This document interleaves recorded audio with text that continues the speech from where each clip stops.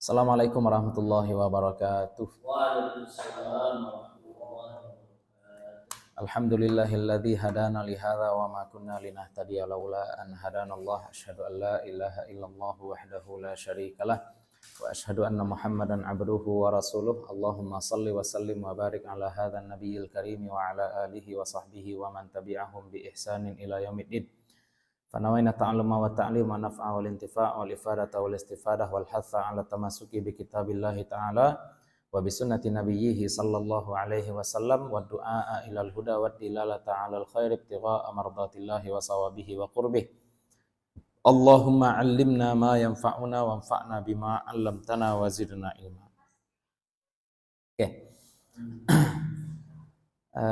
Pertama saya kita lanjutkan kembali kajian rutin kita, mengkaji kitab Syarah Waraqat dan juga kitab Fathul Qarib, Syarah Matan Taqrib. Sebelum kita mulai, mari kita sama-sama baca Al-Fatihah. Kita kirimkan pahalanya untuk para penulis kitab, kemudian juga terutama kepada Nabi Sallallahu Alaihi Wasallam, para sahabat, para tabiin, siapapun yang membawa ajaran agama beliau kepada kita. Ala hadhihi niyati shalihah. Al-Fatihah.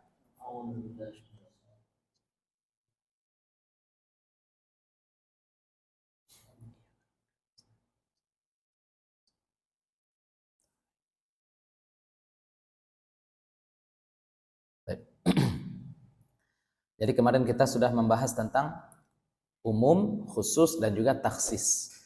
Ada umum, ada khusus, ada taksis. Umum itu lafaz yang mencakup banyak sesuatu ya. Semua yang soleh, semua yang cocok maka masuk ke dalam redaksi umum.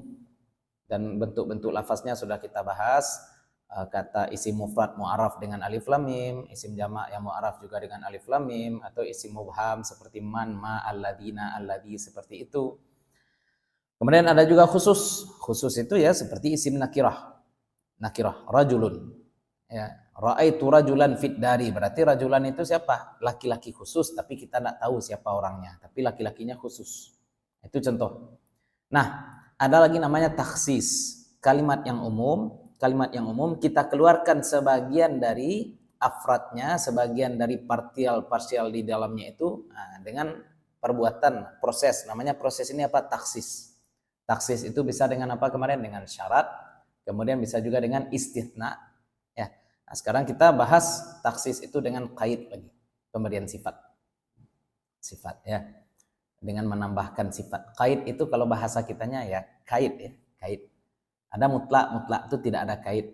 Ada kait. Nah, kait itu kalau muqayyad berarti namanya ada embel-embel di belakangnya. Ya, kalau namanya muqayyad itu berarti ada embel-embel di belakangnya. Ada berapa jenis air? Jenis air ada dua sebenarnya. Mutlak dan muqayyad juga. Air itu air mutlak dan air muqayyad. Air mutlak itu apa? Yang di belakangnya tidak ada embel-embel. Air muqayyad yang belakangnya ada embel-embel. Apa saja embel-embelnya? Mutaghayyir, mustakmal, mutanajjis. Itu namanya embel-embel di belakang air. Nah, sebenarnya ya, tapi ya secara ini rahasia kita aja ya. Jangan kok maja fikih itu loh. Air dua bu, mutlak dan muqayyad. Enak, galaknya lah kedurang enak. Tapi memang nyatanya demikian. Air kalau sudah ada kait di belakangnya, tidak bisa dipakai untuk bersuci. Iya kan? Kan air yang mutaghayyir itu standarnya apa? Ketika kita sudah memberikan kait pada air tersebut. Ini air mutlak. Tapi ketika kita sudah tambah teh sehingga warnanya merah, berarti ini namanya apa? Air teh. Itu namanya air ada kaitnya. Berarti airnya sudah jadi muqayyad. Tapi kalau misalkan tehnya sedikit saja kita masukkan, warnanya agak sangat-sangat agak saja, sedikit saja agak-agak berubah warna sedikit. Itu masih disebut air enggak? Masih disebut air. Ya, belum bisa kita kaitkan air kepada teh. Ya, perubahannya apa? Taghayyurun yasirun. La yamna'u at-tahuriyah.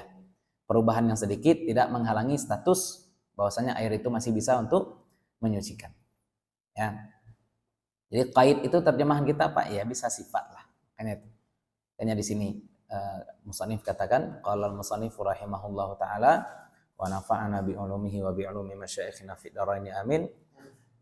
Wal muqayyadu bis sifati yuhmalu 'alal mutlaqi.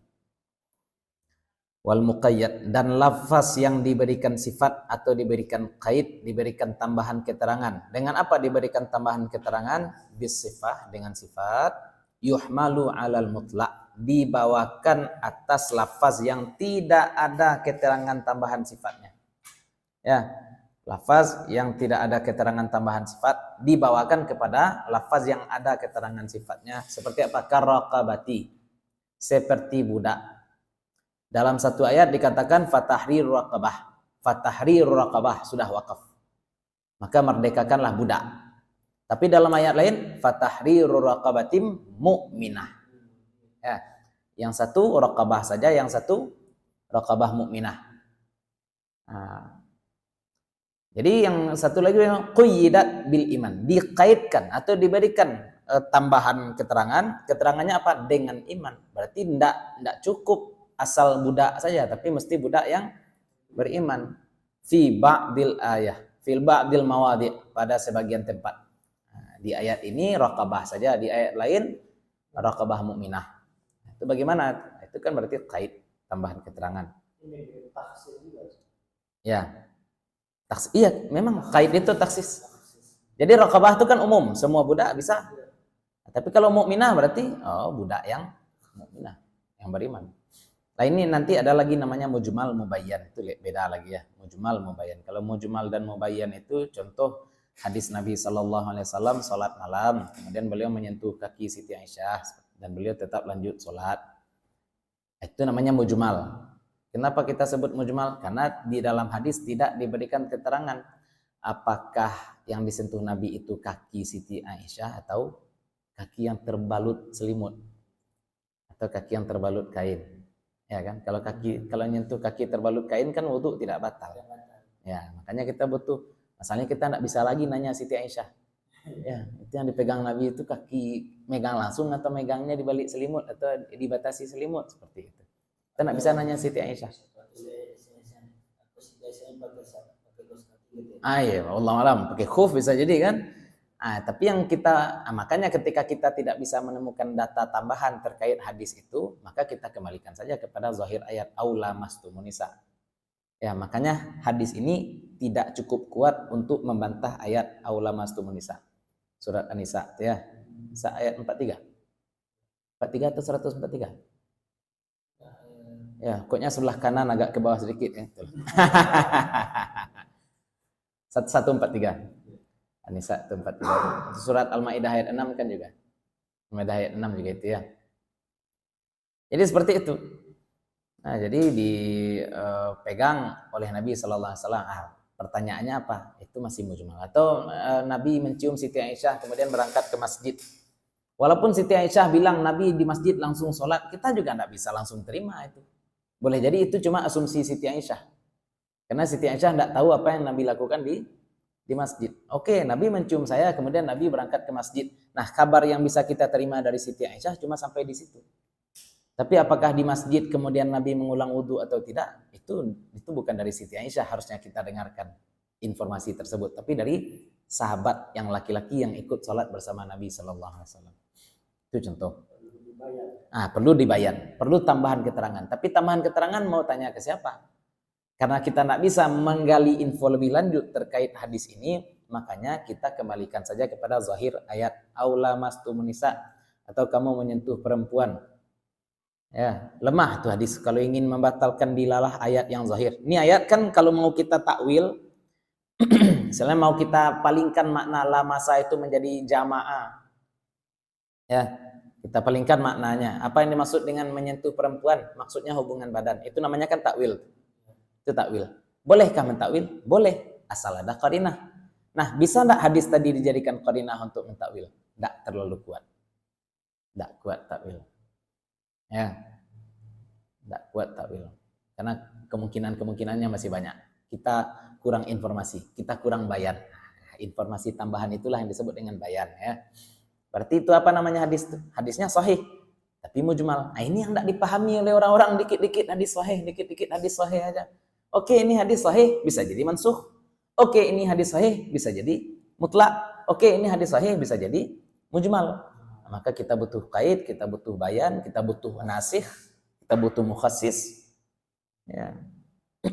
Makanya ya itu efek enggak belajar usul fikih. Lanjut. Kama fi kafaratil qatli, sebagaimana dalam kafarat membunuh. Apa kata Allah? Wa man qatala mu'minan khata'an fatahriru raqabatin mu'minah. Ya, siapa yang membunuh secara tersalah maka dia bayar diat itu untuk keluarga korban. Bayar diat itu untuk keluarga korban. Tapi untuk kafarat pribadi tahriru raqabatin mu'minah. Wa utliqat fi ba'dil mawadhi'i kama fi kafaratidh dhihar. Sedangkan diitlakkan ini maksudnya tidak diberikan embel-embel fi ba'dil mawadhi'i, pada sebagian tempat yang lain, kama fi kafaratidh dhihar, sebagaimana dalam kafarat zihar. Ayatnya itu, Sa. Innal ladzina yudhahiruna, enggak. Karena saya enggak ketam juga hafalan itu. Tapi pokoknya sebelah kiri atas tuh.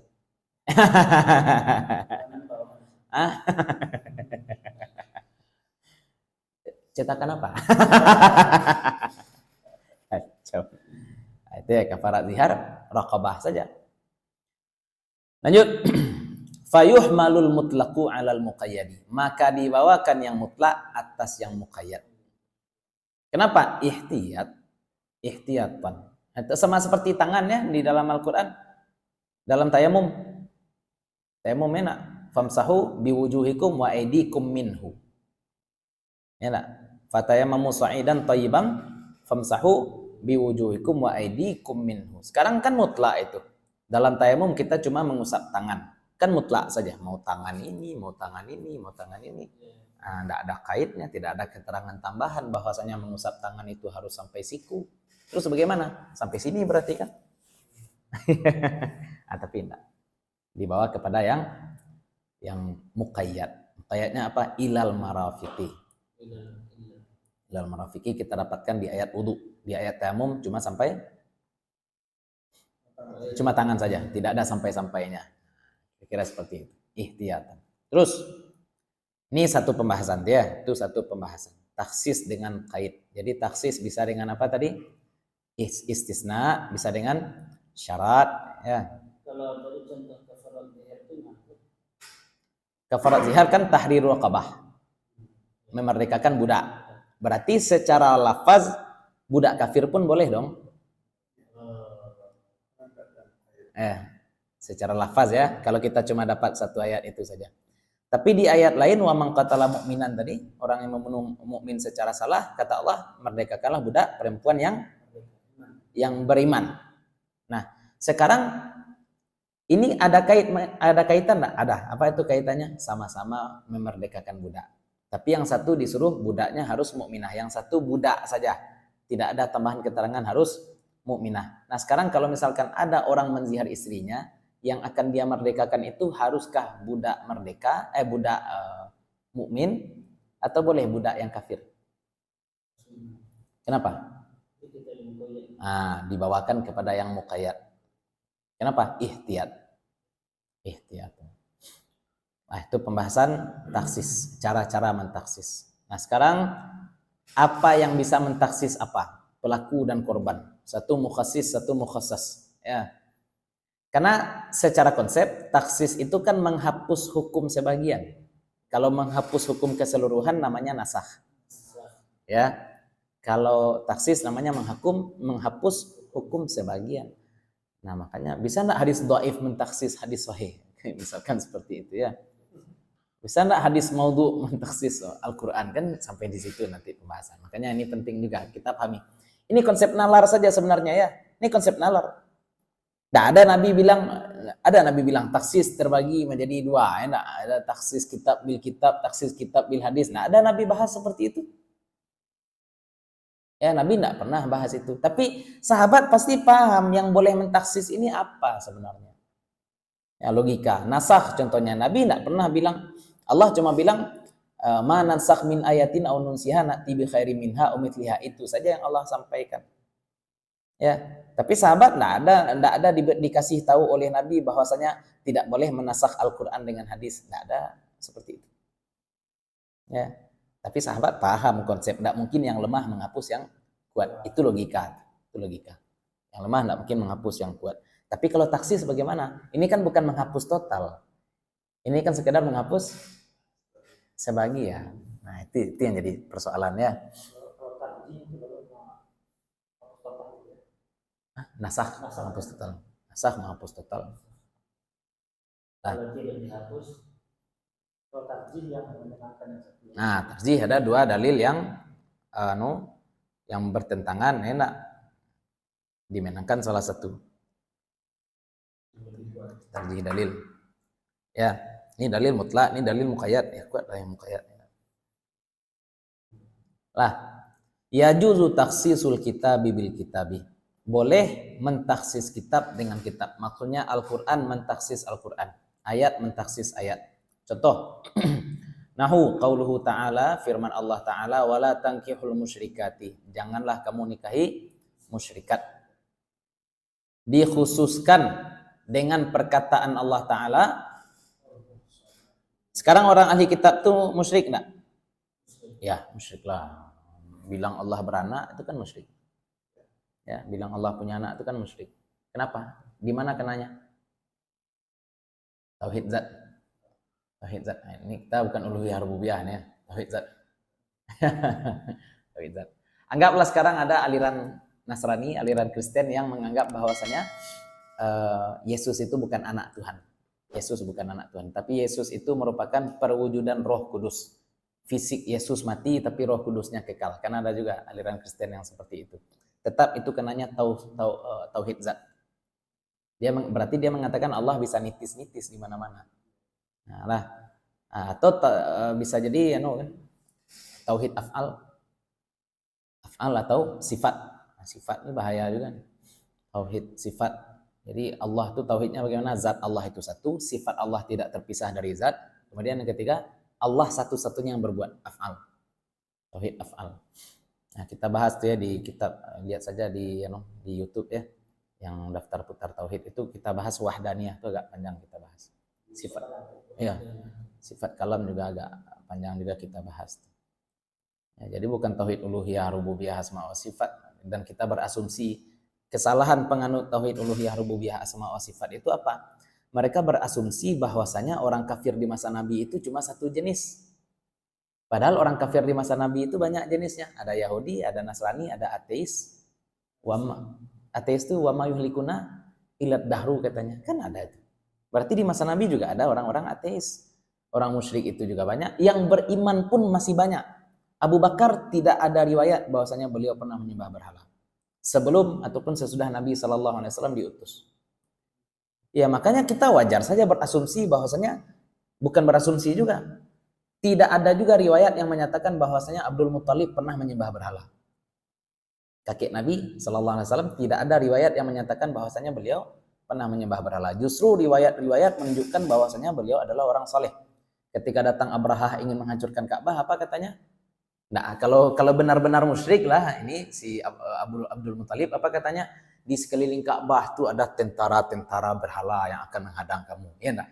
Artinya seperti itu jawaban Abdul Muthalib. Tapi Abdul Muthalib jawab apa?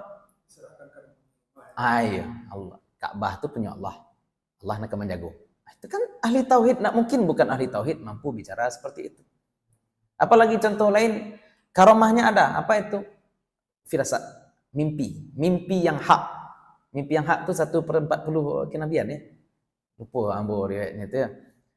Bahwasanya sumur Zam-Zam hilang, beliau panik, ya jamaah haji setiap tahun meningkat, sedangkan air sulit. Beliau ingin dapat sumur Zam-Zam, mimpi di sinilah tempat sumur Zam-Zam, di tempat biasa penyembelihan untuk berhala. Digali memang dapat sumur Zam-Zam di situ. Memang dapat sumur Zam-Zam di situ. Berarti itu kan ilham itu namanya. Tidak mungkin orang kafir dapat ilham. Ya, maka berarti Abdul Muthalib itu tetap berpegang dengan ajaran Nabi Ibrahim. Tetap berpegang dengan ajaran Nabi Ibrahim. Dan banyak ya, tidak cuma Abdul Muthalib, banyak juga orang-orang di masa jahiliyah yang tetap berpegang dengan ajaran Nabi Ibrahim. Buktinya mereka masih tahu nama Allah. Salah juga yang ayah Nabi itu kafir. Iya, salah juga.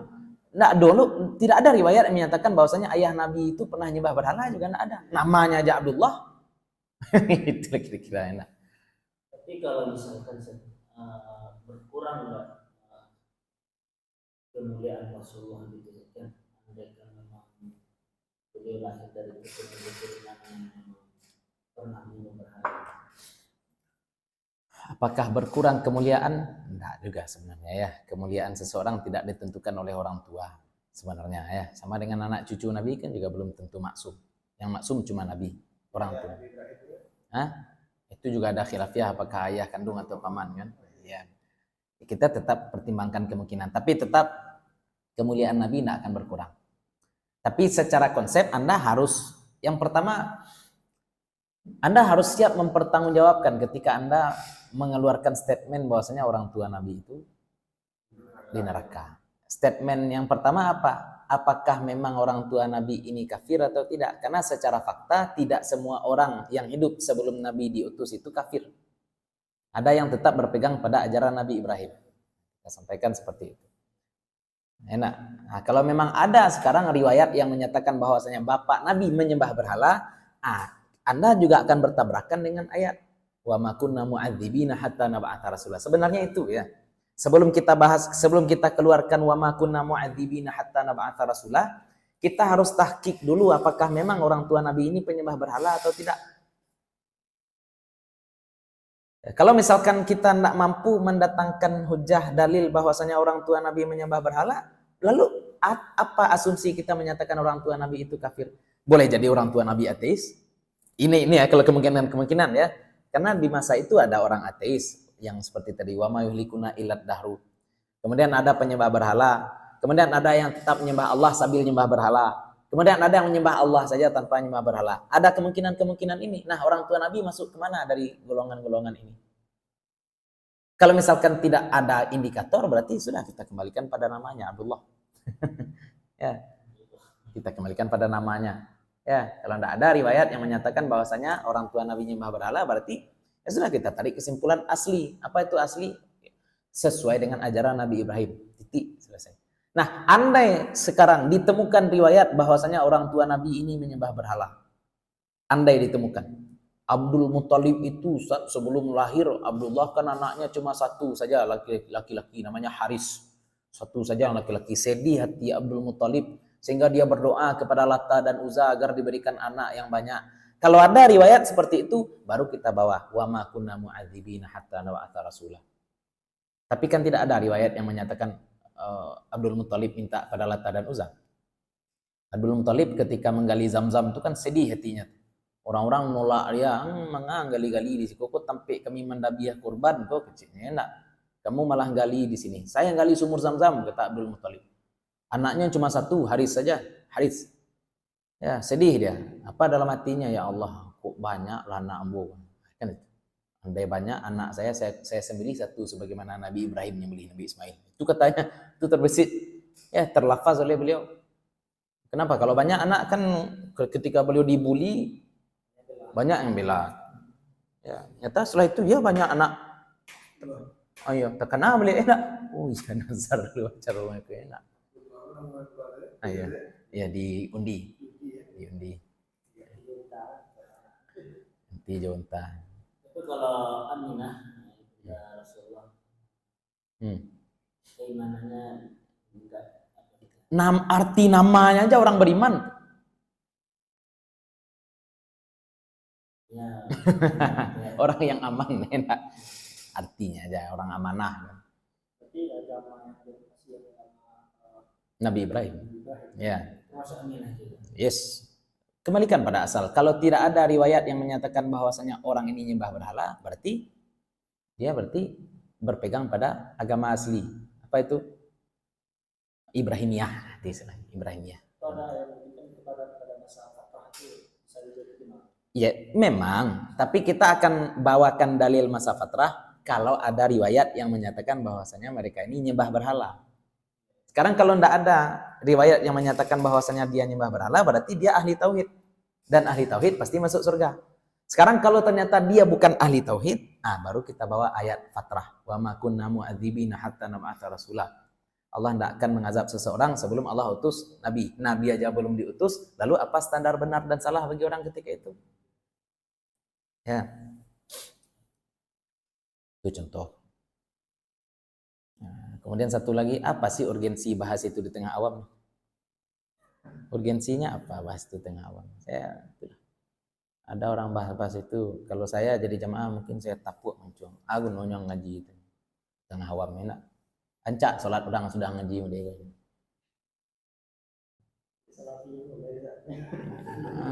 Kalau meluruskan oke. Itu enggak, wah, buka-buka ngaji. Enggak, kan enggak ada guna. Saya pun bahkan bahas gupron pun enggak mau saya di sini. Enggak. Ngapain bahas gupron di sini? Enggak ada gunanya bagi awam. Pengikut gufron enggak ada di sini. Orang bilang, Ustaz, kapan antum mau bantah liberal? Mana orang liberal itu kumbuah? Aduh, ada orang liberal. Di kampus-kampus mungkin ada enak, tapi kan tidak berefek pada awam. Orang-orang di kampus juga sok-sok liberal pas kuliah aja, pas tamat kok teknik ternak lele betul itu. Itulah istilahnya enggak. Ya, ketika tertampar dengan kenyataan hidup, hilang God Ziher dan Karl Marx tuh. Bacanya itu. Realisme. Ya pragmatisnya itu. Itulah. Ya. Iya. Itulah contoh enak. Kalau enggak ada ngapain saya bahas-bahas yang seperti itu? Yang ada masalah di hadapan mata kita itu yang kita bahas, itu yang kita luruskan. Ya. Lanjut. Ini contoh taksis ayat dengan ayat, taksis kitab dengan kitab ya. Jadi orang-orang kafir itu musyrik. Orang-orang kafir itu musyrik. Nah, jangan seperti orang-orang kawan Ustaz Ari itu ya. Kawan Ari itu kayak janji kecil saja jenis kafir di masa jahiliyah. Nah, jenis orang kafir itu banyak. Nah, di taksis dengan apa? Wal muhsanatu minal ladzina utul kitaba min qablikum. Ini surat Al-Maidah ayat 4 ya, Ustaz ya. Dan perempuan-perempuan mulia, muhsanat menjaga kemaluan ya, muhsanat dari orang-orang yang utul kitab, diberikan kitab min qablikum. Berarti orang musyrik ini banyak jenis. Nah, pertanyaannya sekarang, ada orang musyrik yang punya kitab, ada orang musyrik yang tidak punya kitab. Orang musyrik yang punya kitab itu siapa? Yahudi dan Nasrani. Nah, kalau kita mau perluas, maka orang-orang Hindu itu juga katanya Nabi Ibrahim itu punya 3 istri. Ada riwayat mengatakan bahwasanya Nabi Ibrahim itu punya 3 istri. Ya, makanya orang Hindu itu disebut apa? Pengikut Brahmana. Brahmana coba lihat komposisi hurufnya kan mirip dengan Ibrahim. Ya. Kalau kita ya entah cocok logi, entah halo namanya enggak. Atau Siddhartha Gautama. Siddhartha Gautama itu saya tanya pada orang Buddha, apa katanya Siddhartha Gautama itu siapa? Tuhan bukan? Saya tanya pada teman saya orang Buddha, bukan teman saya juga, teman mertua sebenarnya, bukan teman saya ya. Ya orang Cina. Enggak, itu posisinya sama seperti Nabi Muhammad dalam ajaran Islam. Nabi itu. Ya, dia tinggal dengan orang Muslim di Jakarta kan. Kok puasa juga kok? Iya, saya puasa juga saya. Dia makan telur mau, makan ikan mau, makan ayam daging enggak mau. Ya. Itu katanya. Terus siapa Tuhan orang Buddha? Saya tanya seperti itu. Tuhan orang Buddha itu Tuhan yang Maha Esa. Terus tapi ada Tuhan zahir. Tuhan zahir itu siapa? Orang tua. Karena yang memberi kita kehidupan adalah orang tua. Oh, disikokannya ini. Sini kenanya. Makanya mereka apa-apa lapor leluhur dulu enak. Kan seperti itu. Tuhannya itu leluhur. Karena yang memberikan kehidupannya adalah leluhur. Itu masalah. Apakah itu alirannya Buddha ini banyak juga? Entah enggak, wallahu alam. Tapi dia bilang seperti itu. Yang disembah dalam agama Buddha siapa? Tuhan yang Maha Esa. Jadi saya mikir, pantaslah Islam gampang diterima di Sumatera Barat. Karena Sumatera Barat ini agama aslinya itu Buddha. Kerajaan Damasraya, rajanya Mula Warman, Aditya Warman itu kan ajarannya Buddha. Ya, karena dalam agama Buddha berarti Tuhan yang disembah itu Tuhan yang Maha Esa. Beda dengan Hindu ya, banyak yang akan kita eliminasi gitu ya. Dewa-dewa banyak akan kalahkan dulu ya. Ada Ganesha, ada Wisnu, ada Siwa, enak. Tapi kalau dalam agama Buddha enggak. Dia sudah nyembah Tuhan yang Maha Esa. Kita tinggal memperkenalkan Tuhan yang Maha Esa itu siapa, gitu aja. Ya. Kemudian Siddhartha Gautama siapa? Siddhartha Gautama itu nabi. Kita tinggal sampaikan ini nabi terakhir. Nah, gitu. Ini penerus, istilahnya ajarannya sama-sama mengajarkan kita untuk menyembah Tuhan Yang Maha Esa. Siapa Tuhan Yang Maha Esa itu? Allah, titik, selesai. Jadi orang bisa convert pada Islam seperti itu. Berarti ahli kitab enggak tuh orang Buddha jadinya? Ini agak rumit. Nah, makanya secara ikhtiar kita tetap katakan ahli kitab itu cuma Yahudi dan Nasrani. Karena dua itu yang disebutkan secara gamblang di dalam Al-Quran sebagai ahli kitab. Ya, walaupun kalau mau kita luas-luaskan bisa saja kita perluas kepada Hindu dan Buddha. Hindu dan Buddha. Ya, ahli kitab ini tetap dikategorikan kafir. Yes, ya kafir lah, masa enggak kafir pula? Jadi boleh dinikahi. Boleh ya, ahli kitab dinikahi boleh. Jadi dasar kalau Ya, harapan kita menikahi itu kan convert dia lah, bukan harapan kita memuaskan syahwat kita. Ya, masuk Islam. Iya, biarlah, yang penting kita udah usaha kan. Tapi akadnya tetap sah. Akadnya tetap sah. Dan ini ya, kita jangan terlalu mengglorifikasi wali. Saya kalau nonton film Krishna, itu kan ada film kartun Krishna. Saya lihat ada kejadian di mana Krishna itu dia mengangkat gunung sehingga penduduk kampung itu di bawah gunung itu berlindung di film itu. Ini kan sama dengan Nabi Musa. Wa'id warafa'na fawqakumut tura. Ya enggak? Kan ada juga yang seperti itu. Ya, khudhu ma atainakum biquwwah. Ya. Itu Jadi kalau bagi kita itu mukjizat dan kita kembalikan kehebatan Nabi itu kepada Allah. Tapi kalau bagi orang-orang Hindu, memang ini dewa, dia mampu untuk melakukan inilah dewa. Makanya orang-orang India tuh ketemu Sai Baba dianggap Sai Baba itu Tuhan. Ya kan? Nampak Sai Baba dianggap Sai Baba Tuhan. Ini avatar, ini perwujudan Tuhan di dunia. Seperti itu bagi mereka. Nah, kita enggak, jangan seperti itu ya. Nampak orang wali, kalau memang wali dia, kalau memang punya kemampuan dia, ya sudah titik. Oke. Itu apa namanya? Karomah. Siapa yang ngasih? Allah. Berarti kita tetap kembalikan kepada Allah. Bukan orang ini yang memberikan manfaat ataupun mudarat. Hati-hati ya. Kagum pada orang boleh. Sampai memuja sebagaimana kita memuja Allah. Tidak boleh. Lanjut.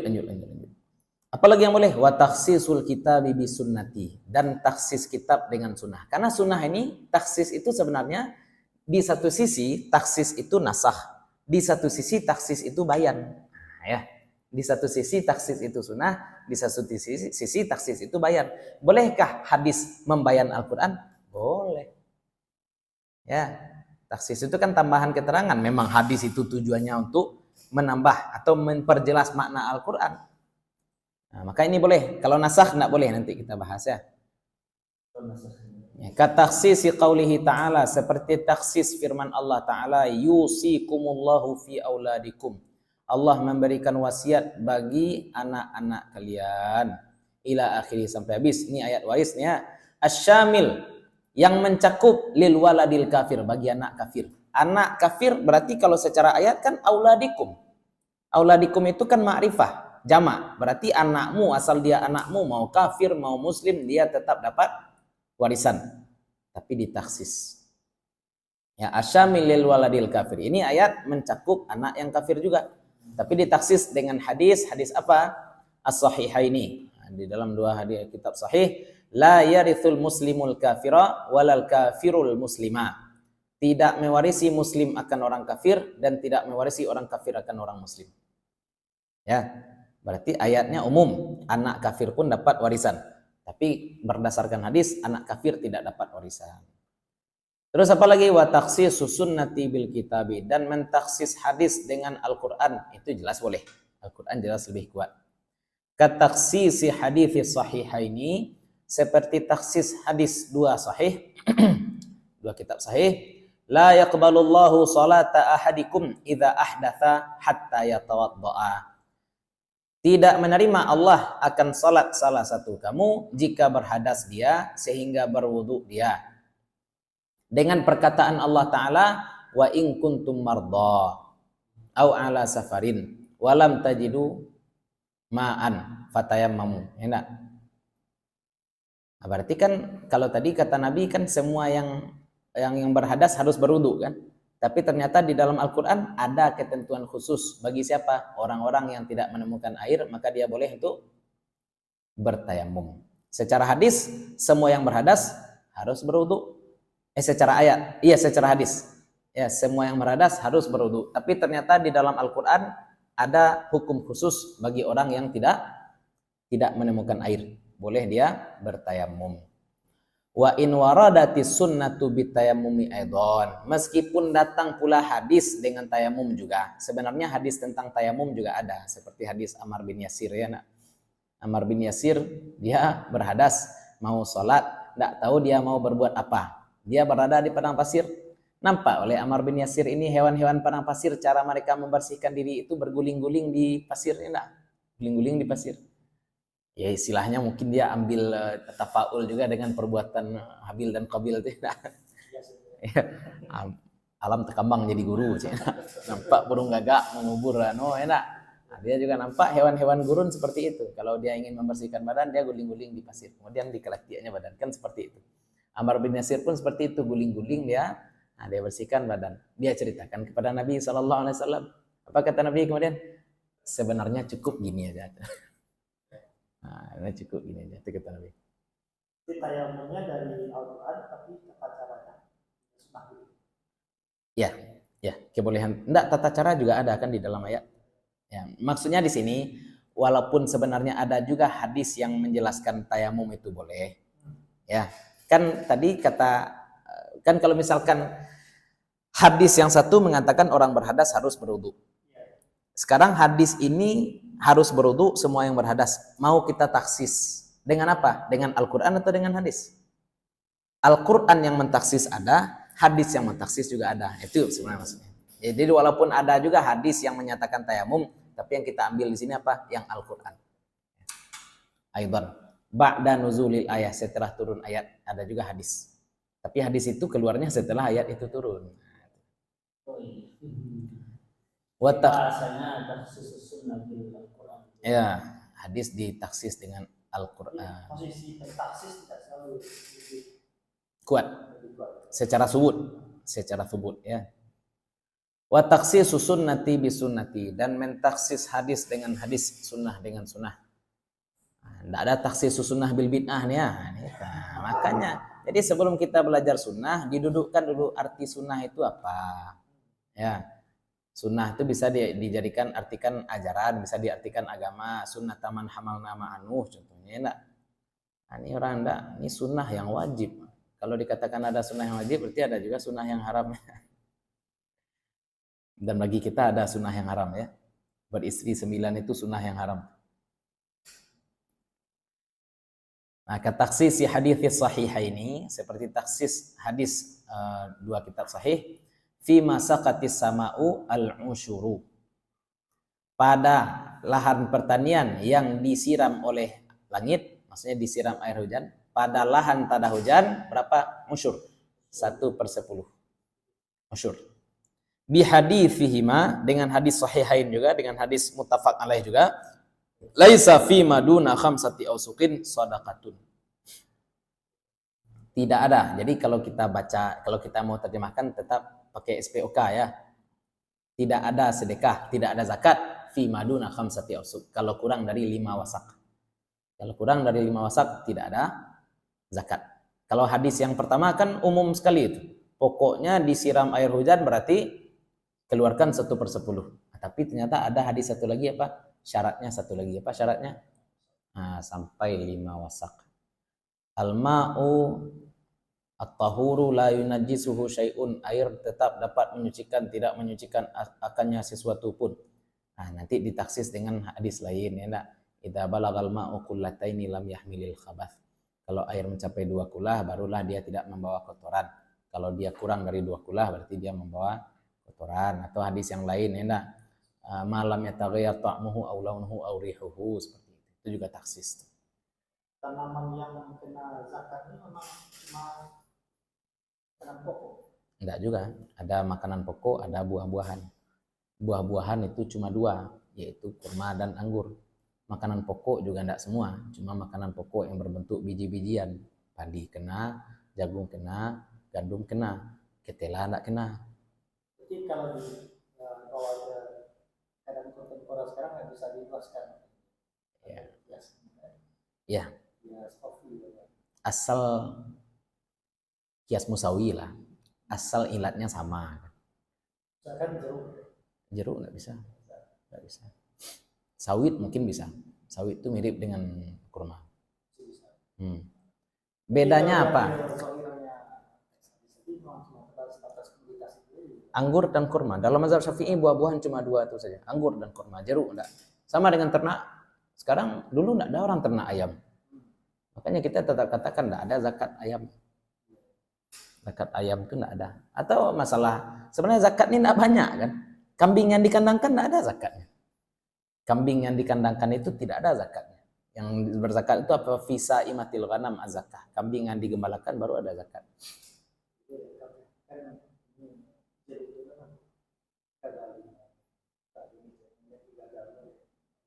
Oh itu, nggak bisa juga. Ya, jangan baca-baca zakat dagangnya ada, zakat dagangnya ada. Tapi yang bayar zakat dagang bukan petani. Karena syarat zakat dagang itu apa? Barang yang kita jual itu kita dapatkan secara membeli. Itu baru ada zakat. Ya, kita dapat warisan mobil, kita jual, itu enggak ada zakat. Ya, nah, yang masuk zakat itu apa? Barang yang kita dapatkan secara beli, kemudian kita jual, nah itu baru ada zakatnya. Yang disebut enggak, tanah di Mudia itu mungkin enggak bagus tuh. Ya. Karena hama. Oh, ya, lalat buah, enggak. Iya, Nabi Ayub juga diuji oleh Allah, enggak. Apakah karena Nabi Ayub enggak bayar zakat? Kan enggak mungkin juga. Pokoknya kalau orang tertimpa musibah, kita husnuzon itu ujian. Jangan sebut musibah ya. Orang lain. Ya, kita azab. Itu ujian. Ya. Jangan kan ya. Ya. Ang dek bansai itu ya.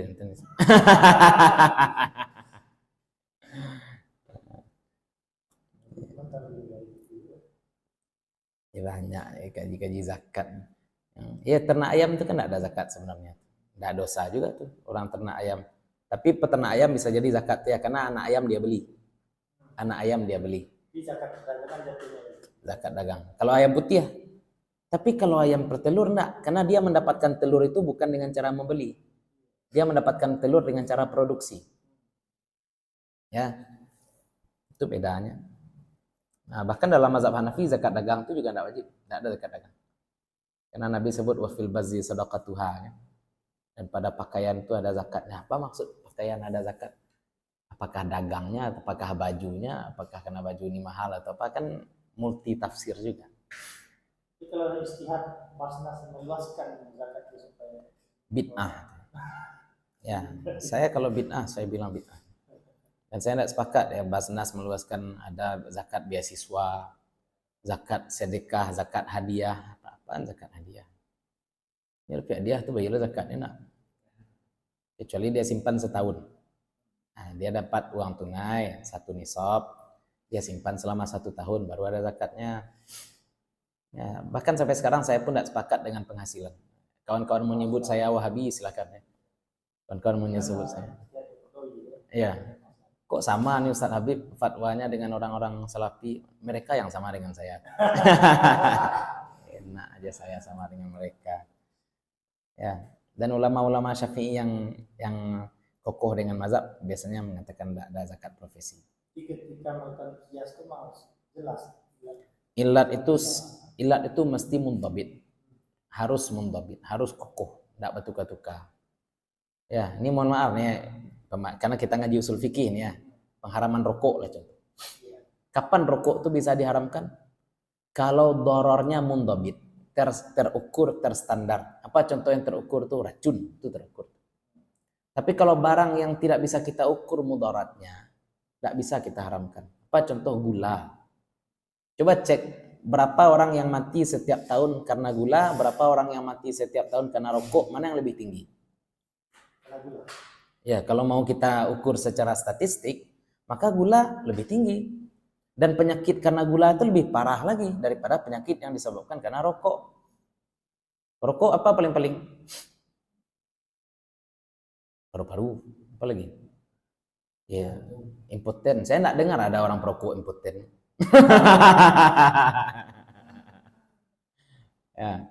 Oh, berarti rokok lalu ulang nak. Ya, itulah.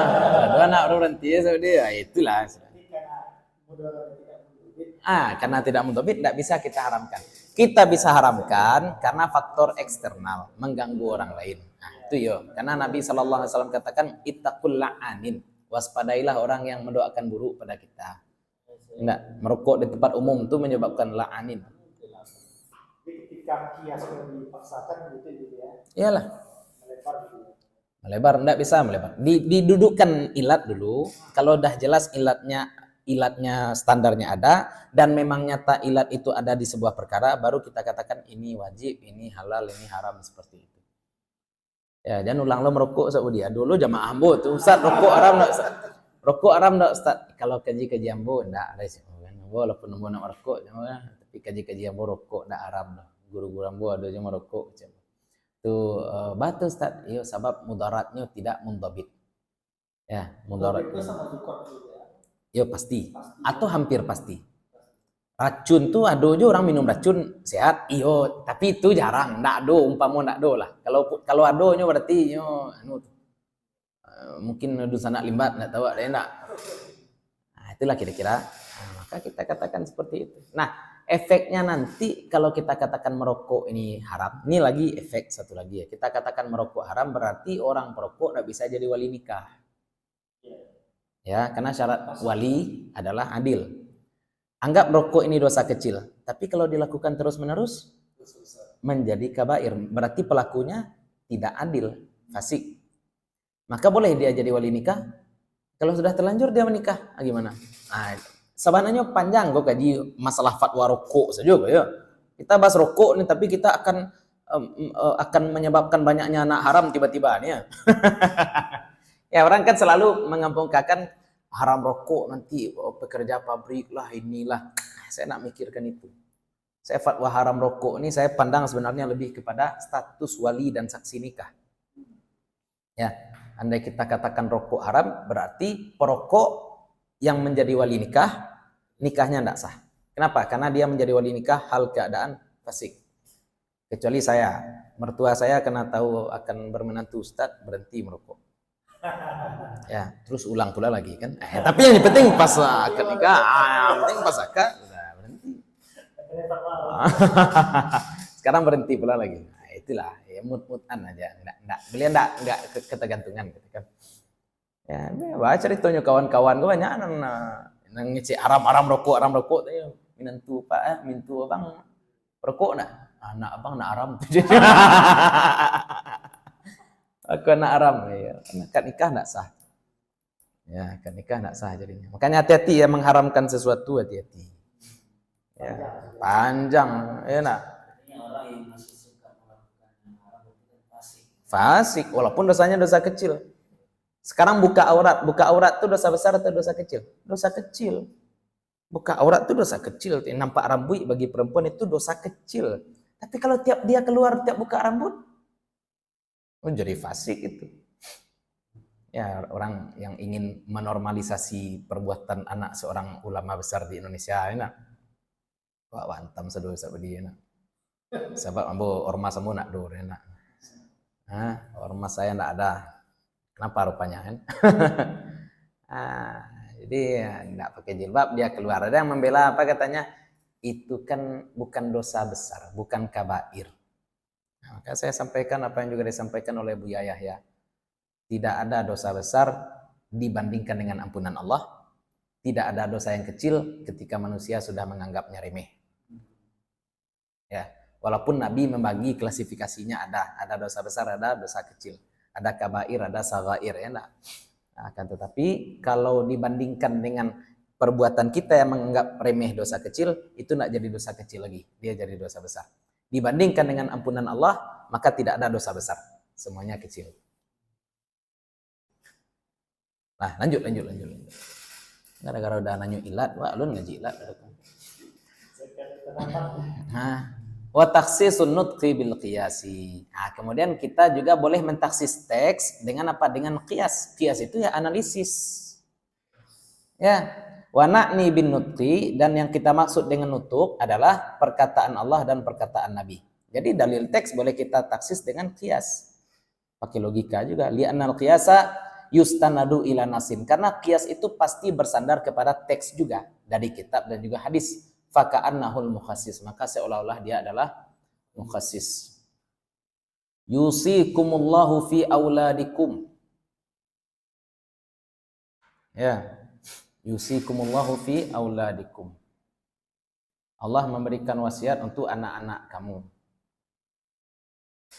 Nah, pertanyaannya sekarang, kalau anaknya udah mati gimana?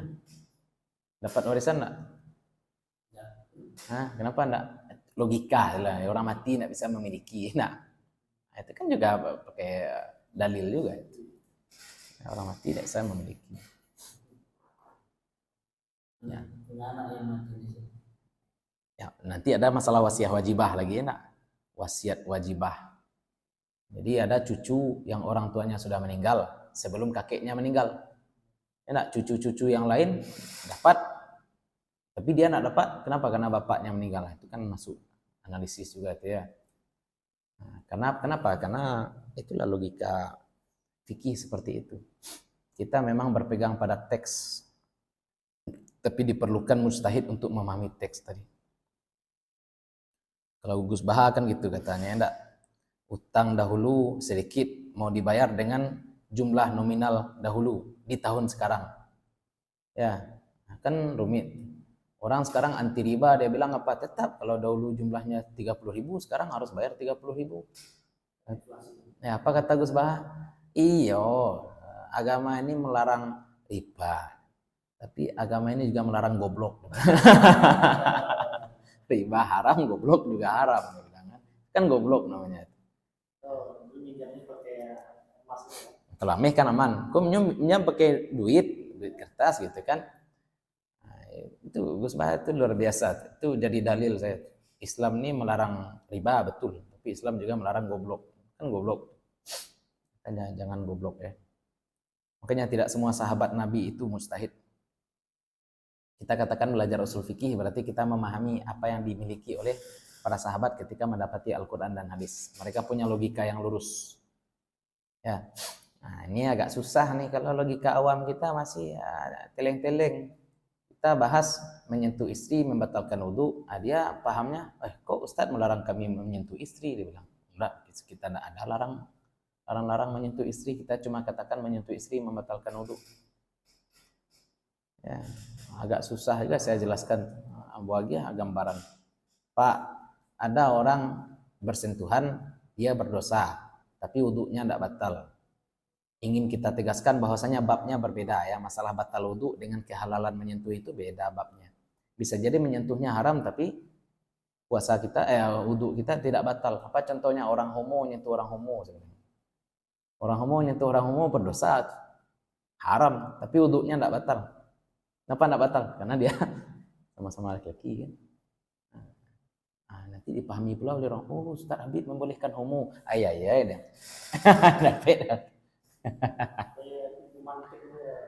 Perlu ya. Kita memahami itu namanya overthinking gitu ya. Overthinking jauh api pada panggang. Lain kecil orang lain pula nak pahami itu guna moderator dalam dialog. Nah, makanya malas kita dialog di FB, ngajak berkelahi aja saya di komen FB. Itu kenapa? Karena diajak dialog nggak ada moderatornya. Alah, space itulah dulu ya. Allah taala a'lam. Kita rehat sejenak, nanti Selasa kita bahas Fathul Qarib.